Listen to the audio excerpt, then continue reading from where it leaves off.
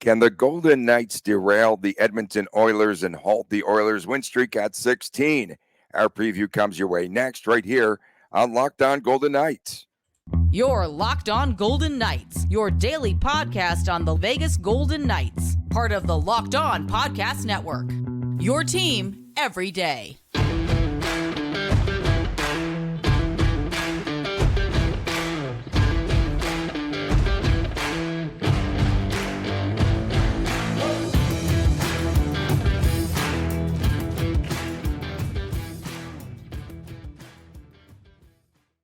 Hi again, everyone. Tony Cardasco, Chris Golick from Las Vegas. Thanks for making us your first listen each and every day. Find us wherever you get your podcast, and please subscribe to the Locked On Golden Knights on the YouTube channel. There we go.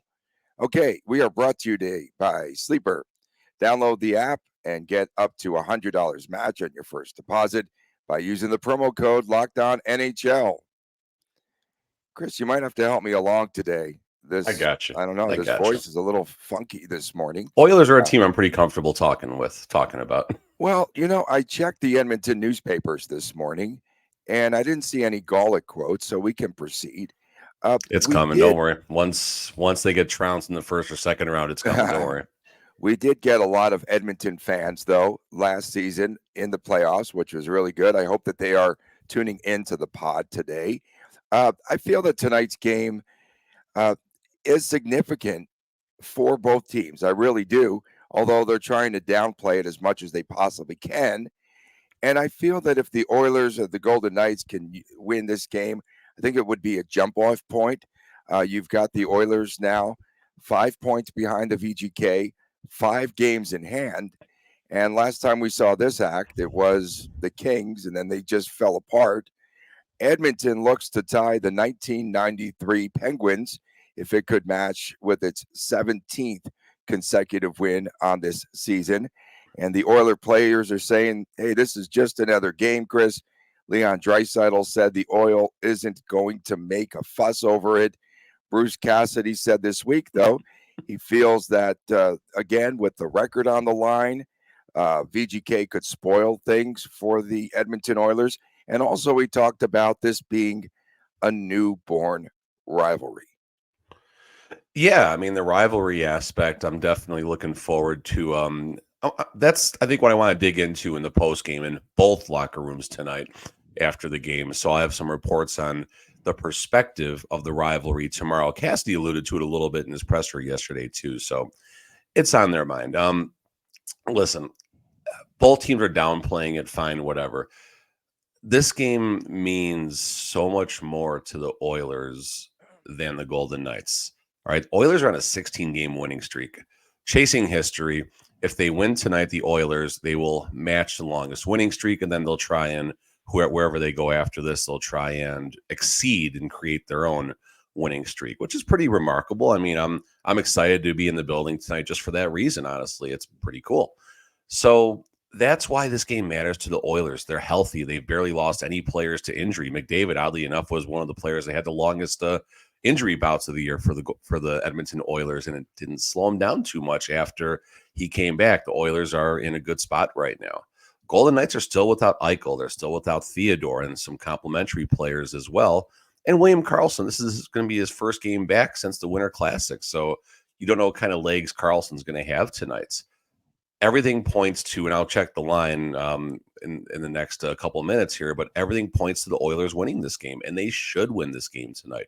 The Oilers right now, today, February 6th, as it stands, are the better hockey team. Give them credit for that.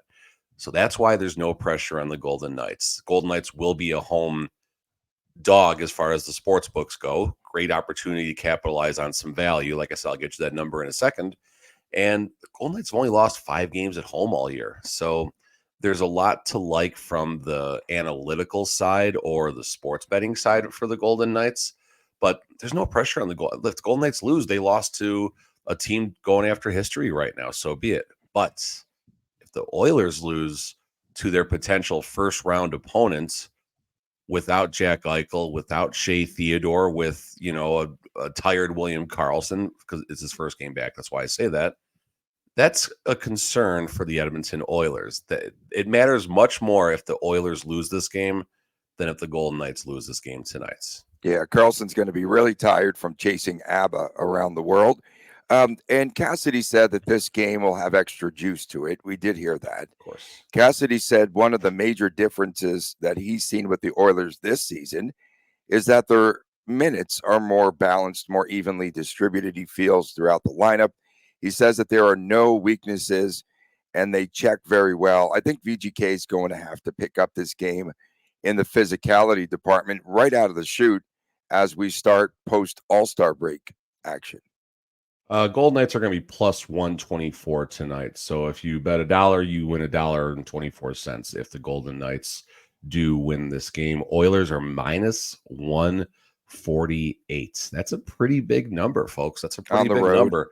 Yeah, for that alone, if I were to wager tonight's game, it's an obvious bet on the Golden Knights. You may win, you may not. But if you're a smart sports bettor, you've been capitalizing on all the value the Golden Knights have had at home. I think they were home dogs against the Bruins and the Kings not too long ago.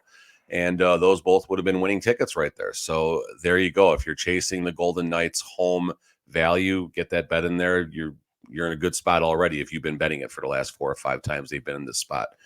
Just looking at this winning streak right now, I mean, this is pretty remarkable. So it wasn't long after, I forgot when the coaching change happened. Geez, the Oilers, this is nuts. The Oilers had a 1, 2, 3, 4, 5, 6, 7. They had an 8-game winning streak prior to the 16-game winning streak.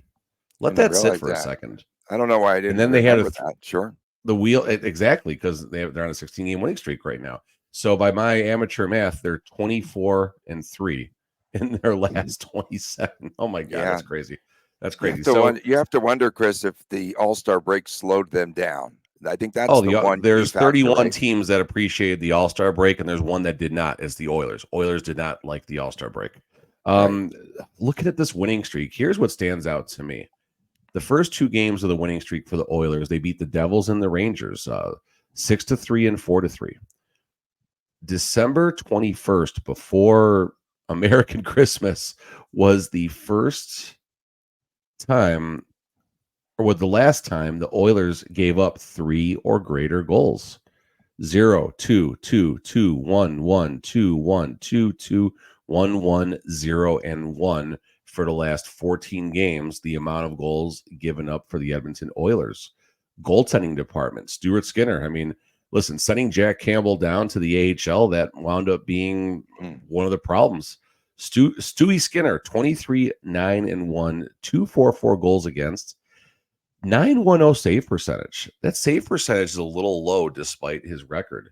So what that tells me Calvin is Pickard's also played well, right? Pickard. Only 8 starts, though. He's in a very complimentary role right now.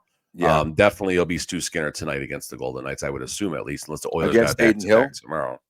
Oh yeah, it's Aiden Hill, 1,000%, 1,000% Aiden Hill tonight. If it's not Aiden Hill, there's a problem, and that's not good. And then we'll have to deal with the Logan Thompson drama again, unfortunately. Nothing against Logan, but the fans and Logan, and I've talked about that a million times. And the Lady Bugs. Back to my point about Stu Skinner, a 910 save percentage, not very high. So that tells me the Oilers are not giving up a lot of shots right now.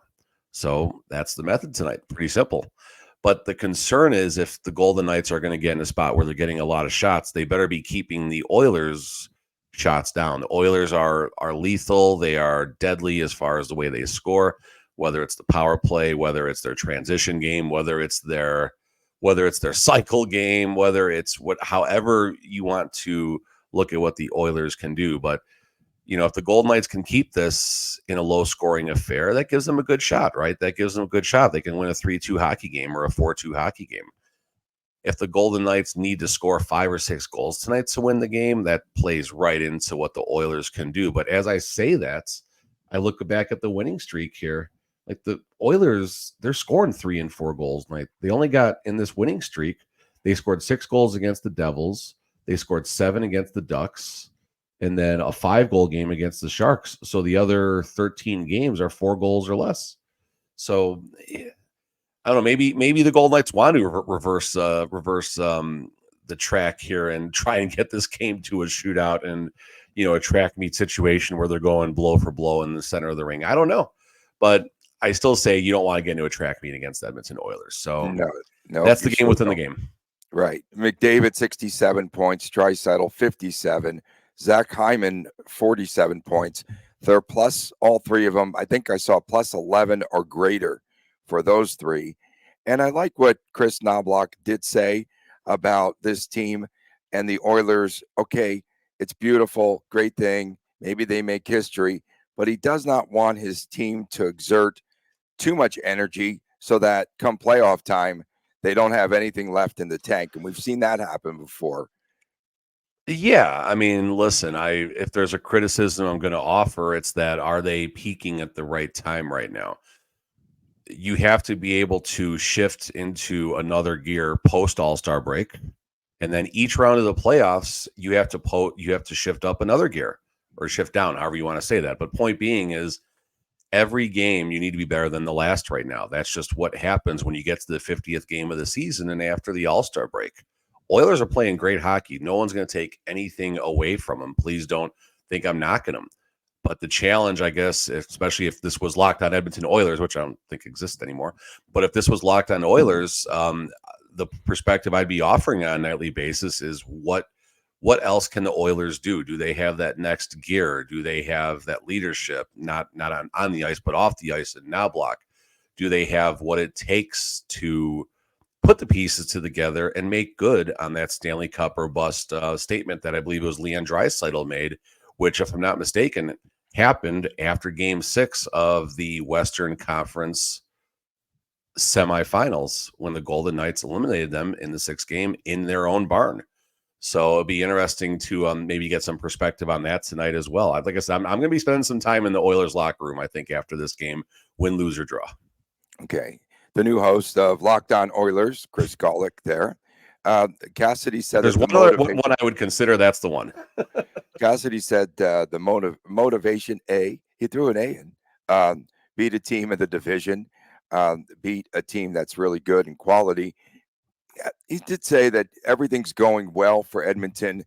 He said the Nashville game, the Predators hit 3 posts in that game. In a recent game, he said he felt Nashville had outplayed him for most of the game. That's what he said, or something along those lines. That he did. He said that's the difference when things are going well for your team. Coming up next, we're going to take a look at VGK call-ups, some roster moves, injury updates, and more after this on Locked On Golden Knights. It is a big week. It is a super week here in Las Vegas, of course. And it is the Super Bowl headed our way to Las Vegas, went to opening night last night, and that was a blast. And don't forget, you can check things out, all the numbers at America's #1 sportsbook, which is FanDuel.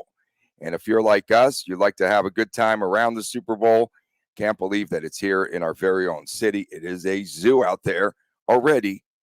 Last night, Monday, tons of traffic, lots of people. Everyone's here in town, and hopefully you can cash in on this year's Super Bowl.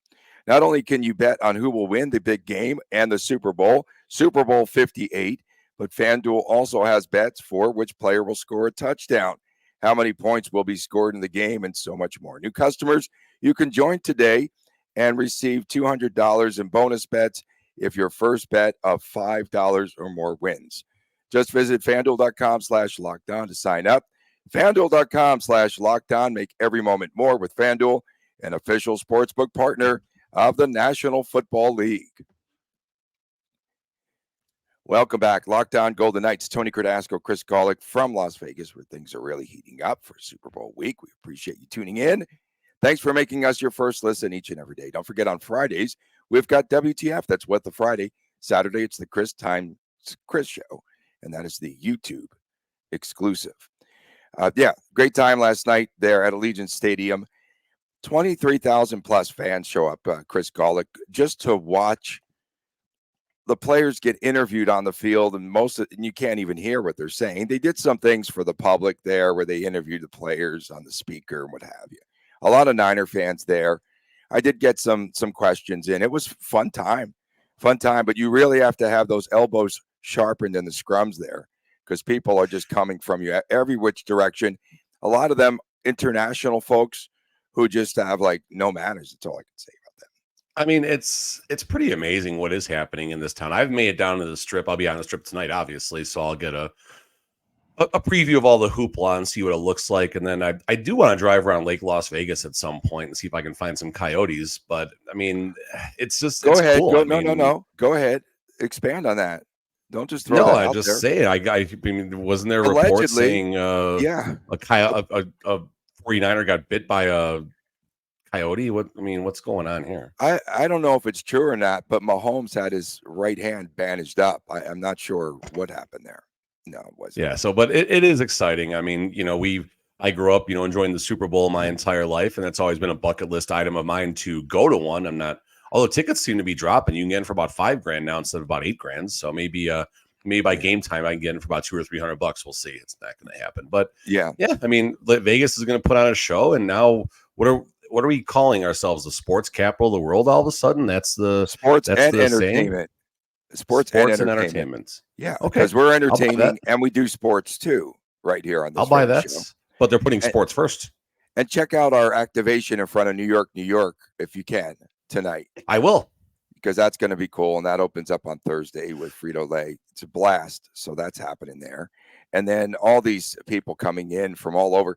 I met a Goomba from Italy last night. He spent 22 hours to get here to Las Vegas. So welcome, Antonio, number 2, another Tony. Go figure.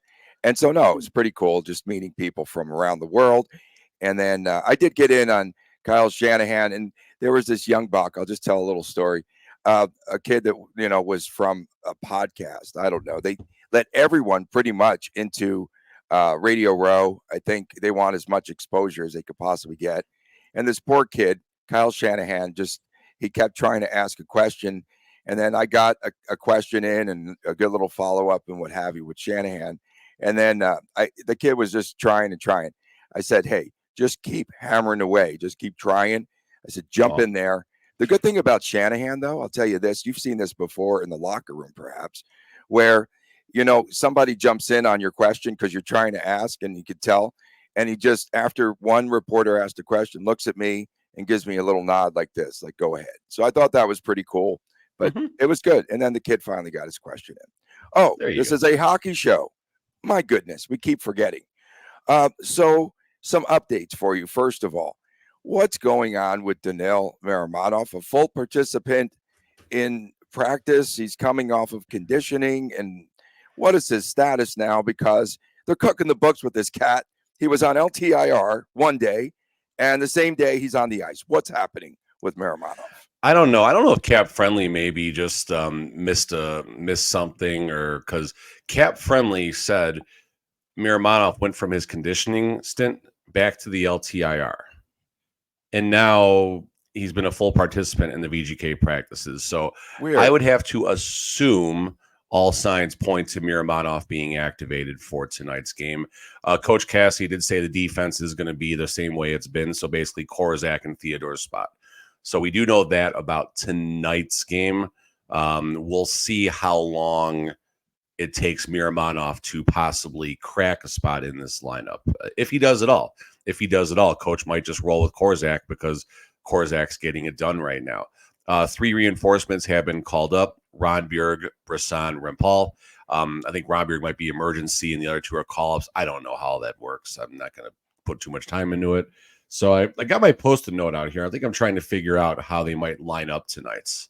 I feel good that they're going to keep that, I guess, that new top line, if you will, of Marchessault and Barbashev intact.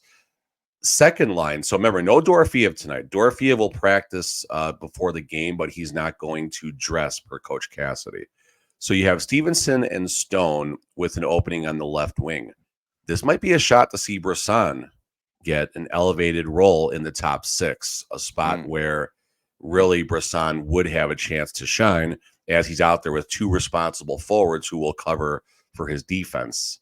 Third line, Carlson, Amadio, and Rempal, I would have to assume.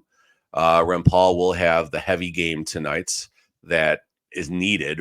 They need a scrappy player who's going to mix things up and just cause a ruckus out there, and Rempal is perfect at that. Fourth line, Howden, Kolesar, and Ronbjerg. I think that's how they're going to line up tonight. We'll see how they come out in this morning's pregame skate, but I think it's going to be a pretty close image of what I just said. Yeah, I think it's pretty interesting that Briso, is up and down and what have you. And so let's see if he can finally fit They didn't in get their All-Star on break. his The AHL All-Star No, break is this week. They got hosed. they did get hosed. So no Cabo photos, you're telling us, for Briso and Ron Bjorg and Rent Paul? You No. might get them with going down to downtown with like the yard margarita around their neck. That's about it. So, last season we have to go There's not back old enough to to drink. last season we have to go back to what happened with VGK. So prior to the break last year, the VGK were 1-5-2, right? And then they were in the month of February last year 6-1-2, and then the closing kick with a total record of 22-4-5. And so that was post break last year. Does this year's VGK team have that type of run in them? And let's see if they can start tonight. I think that's a big question, because a lot of folks will measure up this season post All-Star break, right, with a season ago. Golden Knights have 10 games in February, so they'll take them to the 60th game of the season. And then in a 45-day span approximately, they're going to play 22 more games. That's a reason they might be able to have that closing kick. If the February was like a 13 or 14 game month, I'd push back a little bit at you, just because we don't know about the injury situation with Eichel and Theodore. All signs point to them being probably less than 3 weeks away. If they're on the ice now, I can't imagine it's much longer than 2 or 3 weeks. Again, I'm guessing. We'll get some clues obviously as time goes on. So the fact that February is a short month, I mean, do I see the Golden Knights only dropping, what'd you say, 4 games in regulation over the next 32 games? I don't know if that's sustainable. But if they want to chase down the Vancouver Canucks and keep pace with the Oilers, that's probably the number you're going to need. I mean, listen, here's what's at stake right now. If you win the Pacific Division, you get the wild card, right? You get most likely the lowest playoff team. What? Nashville, potentially, Arizona, Seattle, even LA. Those are the teams that are fighting for really that last playoff spot at the moment. If you come in second or third place, you get the Golden Knights and the Oilers playing each other, or the Golden Knights and the Canucks playing each other. So this is where the playoff system is a little bit flawed. I mean, there's a chance that the second place finisher of the Pacific Division has more points than the Central Division champion. And in old terms, going back to the 05-06 time, I believe, if you were the second best team, you would get the lowest ranked team, or they might give the division winners, but either way, they'd be playing a much lower ranked team. I mean, that's the reality. So be it. It is what is. And it worked out just fine for the Golden Knights last season, having that urgency to, do their best to avoid playing Edmonton and or LA in the first round. So if that's what does happen this season, if the Golden Knights are healthy, I honestly don't think it matters who they wind up playing. I'm going back, obviously, to how the season started. So we'll see. I mean, at least we got hockey tonight. This is exciting. I mean, I got a reason to shave a little bit. I think this is my All-Star week beard going right now for those watching on YouTube. Oh no, not the playoff beard already. Come on, man, lighten up. So playoff beard. We're not going to hear in the second half of this season, oh, we played so many games, blah blah blah, from Cassidy. No, we won't. We can't say that because I said that before you didn't finish your statements. Oh, okay. In any it's going to be what you will hear, Tony. And this is what's the narrative? Bad ice. What's the narrative? Not enough practice time. Oh, geez, not again. Not enough. Oh boy, here we go again. Before, and again, I'm not knocking Cassidy by any means. I'm just simply acknowledging statements he's made in the past. You are spot on. Not enough practice tonight will definitely be. That's got to be on your bingo card this evening. But what I was going to say, teams like Edmonton, right, Chris? They have 5 games in hand, right, against VGK, or in that race right there. And so those 5 games are going to add up here in the second part of this season, post All-Star break, I should say. They're going to add up by February the 16th. So listen, I mean, you've already looked at the schedule, but Edmonton tonight, day off, Arizona, big deal. It's a quick trip. 3 calendar days off, then they get Minnesota. 4 calendar days off, then they get Carolina. That's Rigged. February right now. It's rigged. That's February. It's so rigged. So the Golden Knights are going to play. Let's see here. All right, let's go all the way back here. They had 4 days off, 5, 6, 7, 8, 9, 10, 11, 12, 13, 14. So basically, in an 18-day span, the Golden Knights will have played 4 hockey games. Yeah. Not There you go. Not enough game time. That's the circumstance. That's the circumstance right there. All right. Coming up next, we do have our locks of the night and our predictions. Stay with us here on Locked On Golden Knights. You could win big, folks. Okay, I thought you were going to give a shout out there for something. You could win big, folks, by playing daily fantasy hockey on Sleeper.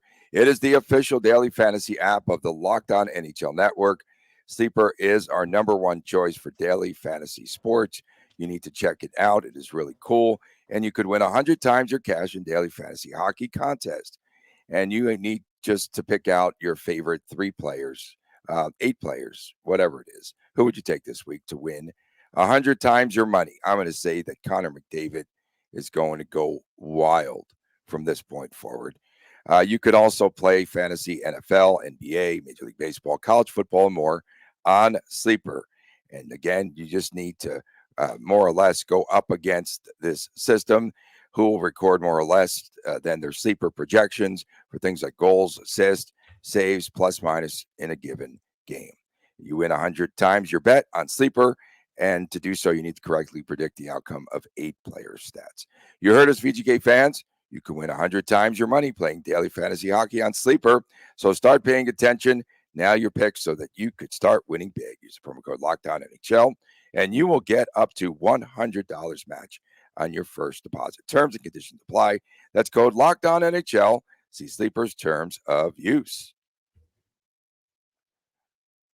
We are back on Locked On Golden Knights. Tony Cardasco and Chris Golick from Las Vegas. Thanks for making us your first listen every day. We appreciate you doing so. And make sure, again, on Fridays, it's WTF. Saturdays, the Chris and Chris show.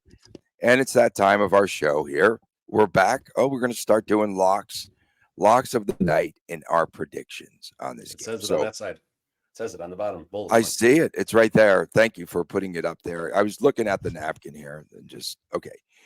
So again, tonight, locks of the night. I am going to go with Marchessault, and I'm going to go with Barbashev. I mean, I can't stop with those two. I think it's a high-scoring affair. I'm going to go 6-3 Edmonton. I'm going to take Edmonton in this game. And again, Edmonton, 5 games in hand, 5 points behind the VGK. The biggest question here is, do the Oilers pass the Golden Knights here post All-Star break? Do they pass them? I think VGK. I mean, technically they're past them now by points percentage. By points percentage, yes, I get all that. Well, we saw this act before again with the Kings. They had those point percentages in their favor, and then they fell apart. But you have to wonder tonight if this is going to be the type of game that will live up to its hype as well. I think so. Looking at the sports books, Golden Knights are not getting a lot of support right now. The Oilers have 60% of the support. Golden Knights got a nice little plus there.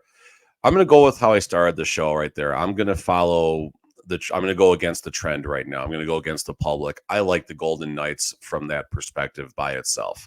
I think the Golden Knights are going to win this game by actually playing the Oilers game right now. Oilers are playing well defensively, and they have that goaltending happening. So I think we see a little chameleon job here by Bruce Cassidy, and he opens up the reins a little bit, and the Golden Knights are actually going to try and play this, make this game a track meets.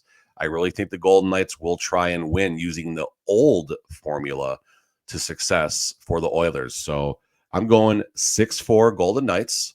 I'm going 2 power play goals. We're going to continue with the Oilers formula, 2 power play goals. And then I wrote down 71 and 81. I think William Karlsson will factor into this game.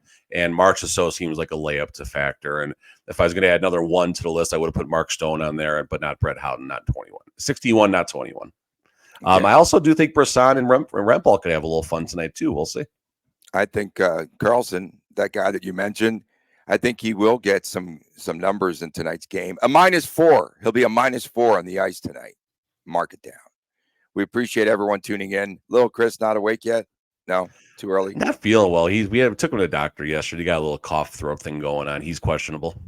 All right, he's questionable for tonight's game. We'll see him in 3 weeks then. We appreciate everyone tuning in, especially our everydayers. Thank you so much for tuning in. As always, don't forget Fridays, WTF, Saturdays, the Chris and Chris Show, the YouTube exclusive. Please subscribe to the YouTube channel, Locked On Golden Knights.